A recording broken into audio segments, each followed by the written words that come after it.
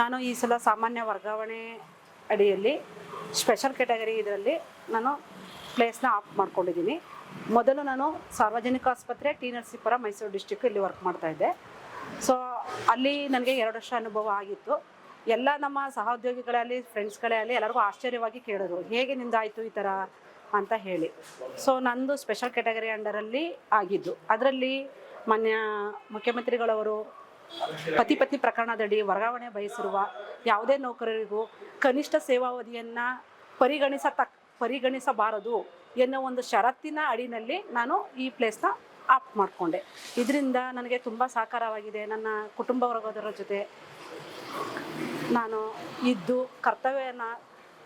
ಕರ್ತವ್ಯವನ್ನು ಸರಿಯಾಗಿ ಮಾಡಲು ಒಂದು ಅವಕಾಶ ಸಿಕ್ಕಿದೆ. ಇದರಿಂದ ನಮಗೆ ತುಂಬ ಅನುಕೂಲ ಆಗಿದೆ.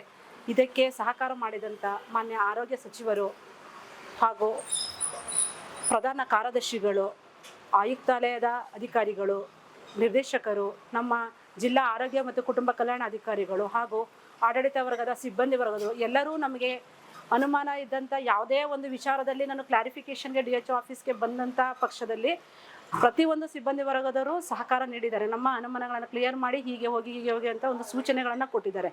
ಈ ಥರ ಪಾರದರ್ಶಕವಾಗಿ ಮಾಡೋದ್ರಿಂದ ನಮಗೆ ಒಂದು ಸಮಯದ ವಿಚಾರ ಆಗಲಿ, ಹಣ ವಿಚಾರ ಆಗಲಿ, ಯಾವುದೇ ಒಂದಕ್ಕೂ ತುಂಬ ಅನುಕೂಲವಾಗಿ ನಾವು ಸ್ಥಳವನ್ನು ಆಫ್ ಮಾಡ್ಕೊಂಡಿದ್ದೀವಿ. ಇದಕ್ಕೆ ಸಹಕಾರ ಕೊಟ್ಟಂಥ ಎಲ್ಲ ಒಂದು ಅಧಿಕಾರಿ ವರ್ಗದವರೆಗೂ ಸಿಬ್ಬಂದಿವರೆಗೂ ನನ್ನ ಧನ್ಯವಾದಗಳನ್ನು ಅರ್ಪಿಸುತ್ತೇನೆ.